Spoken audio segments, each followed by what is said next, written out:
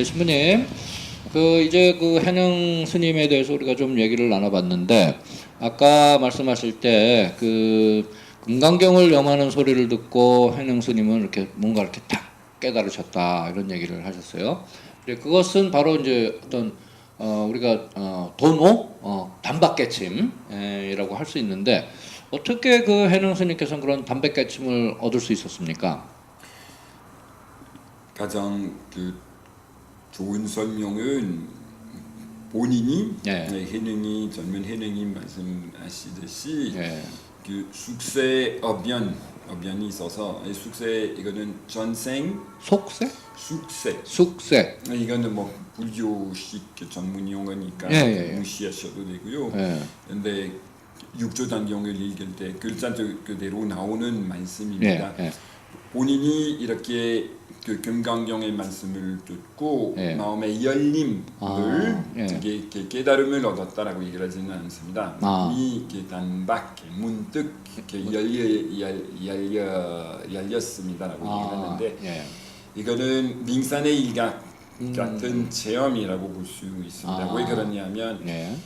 겉으로는 갑작스럽지만 예. 아무 그 준비 없이 예. 일어나는 그 체험 같이 본인이 체험할 수 있지만 근데 사실은 예. 전생에서 수행을 열심히 오랫동안 했기 때문에 가능하다고 볼 수 있습니다. 전생에. 네, 전생에서. 그건 좀 우리가 이해하기 어려운데 사실은 우리가 이제 전생 이런 개념이 없기 때문에 사실. 기독교 안에서는 예. 없고요. 그러나 성서 안에서도 없습니다. 예. 근데 약성서, 신약성서 안에는 예. 없습니다. 근데 이제 제 느낌은 공부를 안 했지만 그 해능의 그 예를 들면 뭐 어린 시절에 아버님이 좌천되고 어려운 시절을 살았고 그렇기 때문에 그 고통 중에 어떤 인생의 체험 안에서 뭔가를 이렇게 이미 그 깨우칠 수 있는 바탕이 되지 않았을까 이런 생각이 드네요. 그 불교의 입장에서는 네. 그것만으로는 그 단박깨침의 체험을 설명하기가 좀 어렵죠. 그렇군요. 근데 저는 무엇보다도 아버님께서 예. 모가지가 잘려서 뭐 병질 당한 거고 예. 그 다음에 또 중국 북쪽에서 남쪽으로 이사가야 했었습니다. 예. 그다음 아버님께서 억울하게 이게 실직을 당했기 때문에 예. 돌아가신 거죠. 예. 하도 슬퍼서라고 슬퍼해서라고 볼 수 있고요. 네. 더욱더 가난하게 살게 돼서 예. 중국 가장 남쪽으로 간 거죠. 그래서 뭐 땅 끝까지 내려간 거죠. 그래서 진짜 이게 비참하게 살았다고. 예. 그리고 볼 수 있습니다. 그 다음에 교육도 없었고. 예. 그리고 근데 중요한 거는 그 때 맞게 땔감을 배달하고 난 다음에 돈 받고 난 다음에 예. 여관의 안마당에서 바깥으로 나가려고 했을 때 그 예. 정문 바로 옆에 금강경을 독송하고 있는 사람의 목소리를 들을 수 있었던 인연이에요. 그래서 이거는 불교의 인연법이에요. 예. 그 하필이면 그 지점에 있게 될 수 있었습니까 하는 질문을 하셔야 돼요. 예, 아버님께서 실직 당하지 않으셨더라면 불가능했었을 것입니다. 아버님께서 돌아가지 않으셨더라면 불가능했었을 것입니다. 두 번 그 이사가지 않았었더라면 불가능했었을 것입니다. 예. 학교에 다닐 수 있었더라면 예. 교육을 받을 수 있었더라면 그 자리에 그 시간에 그 순간에 있지 못했었을 것입니다. 그렇군요. 이게 인연법이에요. 예. 그러니까 뭐 우리로 치면 그 때와 장소와 뭐 여러 가지 그 주변 상황들이 맞아 떨어져야 이런 인연이 맺어졌다. 네, 그리고 겉으로는 이게 엎친 데 떡친 격으로 일련의 불안한 사건이 계속 이어지잖아요. 근데 이게 불교의 용어로서 말씀드리자면 부처님의 손바닥이다. 겉으로는 그냥 억울하다. 그렇군요. 근데 저는 그 부처님의 손바닥이라고 하기보다는 이게 주님의 손바닥이다라고 얘기를 하고 싶어요. 네, 그렇죠. 우리식으로 표현하자면 네. 섭리, providence. 주님의 역사하심. 그리고 지금 저는 몰이무중에 빠져 있는 것 같고 잘 되는 게 전혀 없고 정신적으로 힘들고 경제적으로 힘들고 뭐 모든 차원에서 힘듭니다. 내 주님의 손바닥이에요. 주님께서 우리 무중에 그 빠지게 허락하시는 거고 그리고 조만간 이게 빛이 보일 것입니다. 양지가 음지가 되듯이 음지가 양지가 됩니다. 네, 맞습니다. 그 인야성 영성에서 이제 고독에서 그 위로에서 고독에로 넘나드는 이게 영성 생활에 좋습니다. 그래서 이제 그 해능 스님께서 그렇게 이제 어떤 인연, 전생의 인연과 뭐 성장 배경과 이런 여러 가지 그 상황의 인연을 통해서 그 순간에 단박계침이 있었지만 그것은 일부분적이다. 그 상황과 전생의 그 과정을 모든 것이 다 합하여 이루어진 것이다. 이렇게 이제 이해를 하면 되고 어떤 사람들은 그 과정과 무관하게 그 단박계침이 가능하다고 주장하지만 근데 불경을 올바르게 읽는다면 과정의 열매 안 보이는 과정의 열매일 뿐 100% 갑작스러운 거는 전혀 아닙니다. 오케이. 그래서 이제 거기서 그렇게 지금 이제 논란이 있다. 그게 이제 돈과 점의 불교적인 논란이죠. 네, 논쟁. 네. 그래서 그걸 조금 더 우리 자세하게 조금 얘기를 해볼까요? 돈 점의 논쟁. 불교의 그 최고의 목적은 생사해탈이라고 합니다. 해탈. 네, 그 생사윤회 해탈. 예. 그 생로병사이지를 겪고 난 다음에 그 사람이 죽어서 또 다시 태어납니다. 이게 생사윤회라고 얘기합니다. 그래서 태어났다가 죽었다가 태어났다가 죽었다가 하는 거는 그대로는 어느 정도 살 수 있게 돼서 좋다라고 생각하기보다는 불교적인 입장에서는 고통스럽다. 계속 돌아가니까. 그리고 태어나는 것도 힘들고 사는 것도 늙은이가 되는 것도 병 드는 것도 죽어버리는 것도 힘들어요. 그래서 어떻게 그 악순환을 벗어날 수 있는가 하는 질문이 불교의 핵심적인 문제예요. 그렇죠. 그 차크라에서 어떻게 벗어날 것인가? 네, 맞습니다. 그 차크라에서 그 바퀴에서 벗어나는 악순환. 근데 이건 그 에다를 넣는 거는 갑작스러운 것인지 순식간에 완전히 자유로워지는 건지 열반에 드는 뭐 극락세계에 갈 수 있는 건지 아니면 점차적으로 에달이 되는 것인지 그게 돈점 논쟁이에요. 그래서 어떻게 보느냐에 따라서 갑작스럽다라고 볼 수 있고 그 또한 그 점차적인 그 과정이라고 볼 수도 있습니다. 그래서 갑작스러운 깨달음과 점차적으로 뭔가 공부를 통해서 깨닫는 것과 다르다. 다르지만 그 과정이 다르던 거죠. 그렇지만 그 깨달음에 도달하는 그 과정은 다르지만 그 깨달았을 때의 그 상태는 이제 뭐 같은 거죠. 네. 그리고 뭐 깨달음의 상태가 뭐냐면 이게 가장 중요하죠. 뭐 깨달았다. 무엇을 도대체 깨달았는지 깨달은 자가 깨닫지 못한 범부와 뭐 중생과 무엇이 다르냐, 부처와 범부가 무슨 차이냐. 진짜 깨달은 사람은 어떻게 되든 평화롭고 기쁘게 사는 사람, 자비심이 많다라고 볼 수 있습니다. 그렇군요. 이게 아주 간단해요. 근데 그 사람이 점차적으로 되는 것인지 갑작스럽게 되는 것인지에 따라서 입장이 다르죠. 근데 이제 우리 인간 존재론적으로 봤을 때는 그 갑자기 아무 근거도 없이 깨닫는다 이건 좀 말이 좀 안 되는 듯한 느낌도 받아요. 저는 그림의 떡이라고 생각하고요. 이게 터무니없는 주장이라고 봅니다. 도저히 불가능하다고. 이게 깨달음의 장사가 잘 되게 이게 도노법 얘기를 하죠.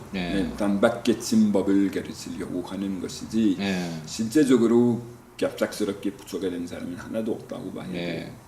저 같은 경우도 지금 이제 나이가 들면서 이게 그런 거구나. 옛날 우리 어른들이 이런 말씀을 해주셨던 것이 이제야 이해가 되는구나. 뭐 이런 식으로 점차적으로 조금씩 깨달아가는 그런 과정에 있다 이런 생각이 들거든요.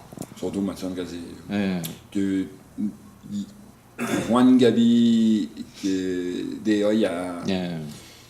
진짜 지혜로 슬기롭게 살기 시작한다라고 얘기를 하는 건 좀 이제서야 이해할 것 같습니다. 예.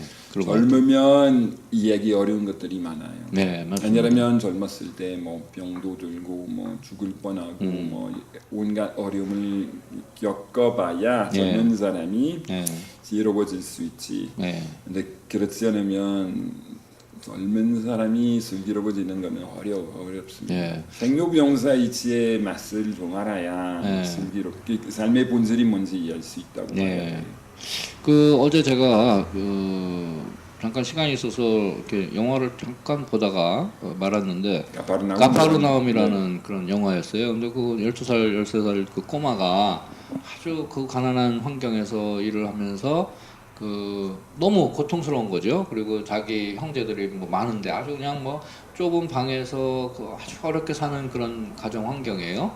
근데 이제 너무 어려우니까 그 주인공 어린아이 남자 소년 12살 13살쯤 된 아이의 누나를 팔아먹어요. 이 엄마 아빠가.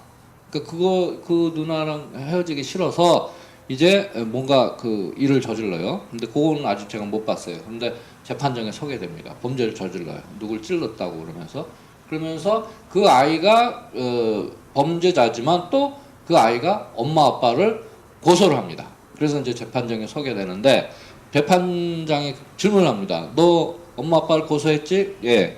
왜 뭐 때문에 고소를 했니? 그러니까 그 어린아이의 대답이 뭐냐면 왜 나를 낳았어요? 나를 낳은 게 죄예요. 이런 식으로 표현을 해요. 그래서 전체 영화 내용을 잘 모르겠지만 어찌됐든 저 그 얘기를 듣고 저 아이는 뭔가 깨달았어.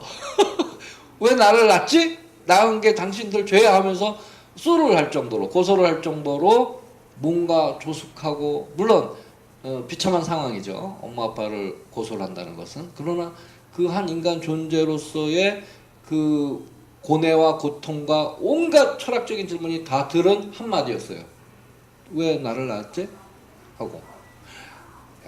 그래서 그 꼬마가 그 온갖 그 어려운 일을 체험하면서 조숙했구나 일단. 그다음에 그 고통을 체험하면서 진짜 뭐 한 5, 60대의 그 어떤 깨달음을 얻은 말을 하는 듯한 정말 모르겠어요. 그럼 이제 영화를 좀 마저 봐야 되는데 이런 거에 대해서 어떻게 생각을 하십니까? 그 꼬마. 뭐 상당한 그 저는 좀 충격을 받았다라고 말씀드리니까 저도 그랬어요. 왜냐하면 한번 그 우리 어머님께서 연세가 많으셨을 때 우리 형에게 나는 당신을 낳아주었기 때문에 당신이 나의 노고를 돌봐주어야 한다라고 그랬더니 형이 저에게 나는 엄마한테 나를 그 낳아달라고 정한 적이 없다라고 저에게 얘기를 했어요. 엄마한테 얘기는 안 했지만 근데 사실 우리가 엄마한테 정해서 우리 태어난 거는 아니고 그렇죠. 그 태어난 사실을 우리가 받아들여야 하는 입장이지 선택의 여지가 없었다라는 그렇죠. 그게 사실이에요. 그래서 그거는 그래서 고맙게 생각해야 한다. 근데 진짜 고마운 일인가? 이게 불교적인 입장에서 또 다시 태어난 거는 즐거운 거는 아니에요. 그만큼 전생 동안에 깨닫지 못했기 때문에 또 다시 태어나는 거거든요. 약순원에서 빠져나가지 못했다는 뜻이에요. 그래서 그리고 불교 조기 불교에서 이게 뭐 성관계가 출가자라면 완전한 금지 대상이었습니다. 왜냐하면 또 악순환이 되잖아요. 자녀를 낳는다면 또 다시 그 생로병사의 지를 겪어야 하기 때문에 그 성관계를 그 조기 불교에서 굉장히 부정적으로 생각할 수밖에 없어요. 그래서 이게 차라리 생사의 달을 얻으려면 자식을 낳지 말아야 해요. 그래서 석가세존이 자기가 낳은 자식을 보고 라울라라고 이게 나는 이제 묶여버렸다. 고겠다. 이게 나는 자유롭지 못한다라고. 그리고 도망치신 거잖아요. 네. 그러니까 순한 거죠. 그 마누라와 그 아들을 버리고. 그래서 어떻게 생각하냐면 더 숙고해야 할 것 같다고 말씀드리고 싶습니다. 네. 근데 이제 뭐 여러 가지 이제 이야기를 할 수 있겠지만 저 같은 경우는 예를 들면 나를 낳아주신 부모님이 나는 감사합니다 이렇게 생각을 하고 있습니다 사실은. 근데 그 이유는 일단 그 우리가 지금 이 세상에서 살면서 가장 가치 있는 것라고 이야기할 때 그것은 생명이라고 생각하거든요. 근데 이 생명을 부모님께서 나를 낳음으로써 나에게 생명을 주셨다. 그러니까 가장 가치 있는 것을 나에게 주셨기 때문에 나는 정말 감사하다. 이런 생각이 있고 일단. 근데 그런 생각이 든 것 자체는 내가 뭐 성장하면서 이렇게 기쁘게 살았고 행복하고 지금도 행복하고 그랬기 때문에 감사하다 이런 이제 표현이 나올 것 같고요. 아까 제가 얘기한 그 영화의 주인공 혹은 또 다른 사람의 어떤 그 불행한 그 삶을 봤을 때는 엄마 아빠 왜 날 낳았어 하고 원망하고 그 꼬마처럼 엄마 아빠를 소송을 하고 이렇게 할 수도 있다고 생각이 듭니다. 그랬을 때 절대적인 어떤 그러니까 우리가 태어난 거에 대해서 절대적으로 이건 감사해야 된다 아니면 너 왜 태어난 걸 후회하고 엄마를 원망하냐 뭐 이렇게 얘기할 수는 없다 이런 생각이 듭니다 사실. 신부님은 어떠세요? 기쁜가요? 감사한가요? 우리가 뭐 하시는 말씀을 귀담아 듣고 있는데 예. 근데 떠오르는 생각이 있습니다. 우리가 독신 생활을 예, 예. 사제로 선택했는데 그래서 생명이 가장 소중한 거라고 예. 생각할 수 있지만 예. 하필이면 우리가 독신 생활을 택한 사람으로서 예. 생명을 안 낳기로 했을까 하는 예. 질문을 던질 수 있죠. 예. 저는 그 독신 생활을 하기로 한 그 사실에 대해서 전혀 후회하지 않습니다. 예. 갈수록 너무 잘했다고 예. 예. 생각하지만 근데 우리 부모님은 그 자녀 새끼 5마리를 만들었잖아요. 예. 근데 저는 하나도 안 만들었잖아요. 예. 그럼 왜 그런 결정을 했을까?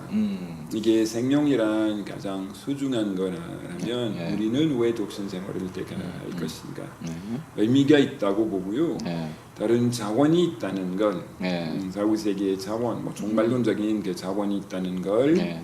우리 생활 방식을 통해서 드러내려고 하기 때문입니다. 그 예. 하늘나라를 위한 그 완전한 그 봉사를 하기 예. 위해서 그렇다라고 볼 수 있습니다. 예. 그래서 맞습니다. 이게 생명이라는 것은 가장 소중한 것임에도 불구하고 예수 그리스도님께서 자식을 낳지는 않으셨습니다. 예. 예. 생물학적으로 예. 다른 차원에서 예. 생명을 주는 거라고 봐야 돼요. 네. 그래서 신부라고 하죠. 예, 그렇습니다. 그래서 사실은 신부님 말씀대로 우리 수도자들은 우리 성생을 안 하면서 새로운 생명을 낳지도 않는다. 그래서 어떻게 보면 뭐 이 수도 생활의 길은 고귀한 길이다. 뭐 이렇게 표현하기도 하고 굉장히 뭐 여러 사람들이 이제 존중하기도 하죠. 스님들을 존중하거나 신부님을 존중하거나. 그렇지만 또 한편으로는 그렇다면은 가정을 꾸리면서 아기를 낳은 사람들의 그 성소, 혼인 성소는 어떤 길인가라고 했을 때 그것도 굉장히 소중한 성소다. 우리가 이렇게 표현합니다. 왜냐하면 하느님께서 주신 이 세상 만물, 창조하신 이 세상 만물 안에서 우리도 한편으로는 하느님처럼 하느님을 닮은 존재이기 때문에 또 다른 생명체를 또 창조하는 거예요. 물론 궁극적으로는 하느님께서 창조하시는 거지만 생물학적으로는 엄마 아빠가 만나서 또 창조를 했다. 하느님을 닮은 존재로서 또 그렇게 하는 거죠. 그랬을 때 하느님이 창조를 하고 참 보시기 좋더라 이렇게 했듯이 엄마 아빠도 아기를 낳으면 너무 귀엽고 보시기 좋잖아요. 그리고 기쁘고 사랑을 주기 때문에 얼마나 기쁩니까? 그러니까 이 한평생을 살아가면서 그 기쁨을 누릴 수 있는 존재가 되는 거다. 물론 아이를 키우면서 굉장히 역경이 많겠죠. 뭐 돈도 들어가고 시간도 들어가고 내가 희생해야 되고 엄마 아빠는 희생하는 사람이죠. 그러나 그 한편으로는 어마어마한 기쁨을 누리면서 사는 것이다 라고 생각이 듭니다. 그래서 그거 자체도 하느님이 이 세상을 창조하고 보시니 좋더라 하듯이 인간으로서는 엄마 아빠가 돼서 생명을 키우면서 보니 참 좋더라. 내가 이 한평생을 살면서 우리 아들 딸을 잘 먹이고 잘 키웠다. 생명을 그거 자체로 기쁨을 느끼면서 어떤 보람도 느끼고 그렇다면 그 삶 자체도 굉장히 소중한 삶이다. 이런 식으로 저는 대답할 수 있을 것 같습니다. 장세기 제2장에서 네. 창조의 그 6번째 되는 날에 네. 그 창조주가 그 남자와 여자를 만들면서 네. 뭐 자기 모상대로 자기 모양대로 만들었다라고 네. 그리고 자식을 낳고 네. 번성하여 온 땅을 정복하여라라고 명령하셨습니다. 네. 그래서 자식을 낳는 것은 주님의 뜻을 이루는 거라고 볼 수 그렇죠. 있고 그리고 하느님 보시니 참 좋았다라고 네. 후렴 같이 계속 말씀이 나오잖아요. 그렇죠. 근데 역설적으로 또한 예수 그리스도님께서 자식을 낳고 번성하여 온 땅을 정복하려고 하지는 않으셨습니다. 그렇죠. 그래서 그 성경 안에 그 긴장 관계, 결혼 생활, 뭐 가족을 이루는 생활 방식과 독신 생활을 이루는 그 생활 방식 사이 어떤 긴장 관계가 있다고 볼 수 있습니다. 예, 맞습니다. 예, 그거는 뭐 이제 그렇게 긴장 관계로 해석을 해도 되고, 혹은 성부와 성자의 역할이 다르다 이렇게 생각할 수도 있겠습니다. 네, 이렇게 삼위일체의 신학을 예. 통해서 설명하신다면, 그렇죠. 독신 생활을 하기 위해서 그 부르심을 받은 사람들이 있고, 네. 결혼 생활을 하기 위해서 예, 부르심을 받은 사람들이 있어야 합니다. 네. 둘 다 필요해요. 맞습니다. 자, 그래서 이제 왜냐하면 웃으면서 말씀드린다면 어머님께서 예, 제영민 그 베드로 신부님과 뭐 서명원 베르나르도 신부를 낳지 않으셨더라면 예. 우리가 독신 생활을 하지 못했었을 맞습니다. 것입니다. 자, 그래서 오늘은 그 해능 스님과 해능 스님의 그 돈, 오 혹은 점수 뭐 이런 거에 대해서 좀 얘기를 나눠봤는데, 그거는 좀 앞으로도 조금 더 깊이 있게 좀 대화를 나눠야 될 부분이고, 그렇습니다. 그래서 그러나 우리 지금 그 주제에 관한 신부님의 답변은, 인간 존재로서는 갑자기 아무 근거 없이 단박에 깨달음은 없다. 인간 존재로서는 점차적으로 뭔가도 배우고 일상 안에서 생활의 체험도 하고 고통도 겪고, 그다음에 덧붙여서 과거의 인연, 그러니까 전생의 인연, 뭐 이런 모든 것이 통합돼서 깨달음을 얻는 것이다. 이런 답변을 해주셨습니다. 인간 존재로서는 그런 것 같습니다. 예, 동의합니다. 이거는 그 높은 산 꼭대기까지 올라가는 과정과 비슷하다고 생각할 수 있습니다. 네, 그 말리길도 첫걸음부터라고 하잖아요. 그렇죠. 그래서 목적지에 갑작스럽게 첫 번째 걸음부터 도착하지는 못해요. 네, 그래서 그 단박계침을 제대로 이해하지 못한다면 올라가지도 않고 정상에 이를 수 있다고 착각할 수 있습니다. 네. 사실 도착할 수 있지만, 네. 근데 상당한 그 과정을 거치고 난 다음이라고 생각해야 돼요. 네, 맞습니다. 그 도착하는 거는 순식간에 도착하는 거죠. 네, 그리고 근데 상당한 여정 끝에 말씀입니다. 그리고 이제 우리가 뭔가를 이렇게 깨달았다 하지만 그 깨달음을 실천하지 않으면 아무 소용 없다. 이런 말씀도 드리고 싶습니다. 네, 생활과 되어야 돼요. 그렇죠. 근데 깨달았다고 해봤자 이게 그 행동 방식이 그만큼 달라지지 않는 한 그 사이비, 뭐 돌발이, 뭐 가짜, 돌발이. 예, 맞습니다. 네. 예, 오늘은 이렇게 해능 스님과 또 도노 점수에 대해서 좀 얘기를 나눠봤습니다. 앞으로 좀 더 여기에 대한 대화를 나누면서 우리의 깨달음의 깊이를 더해가는 그런 시간이 됐으면 좋겠습니다. 오늘 신부님 나와주셔서 대단히 감사합니다. 또 초대를 해주셔서 진심으로 감사드립니다. 네, 안녕히 계십시오. 고맙습니다. 예.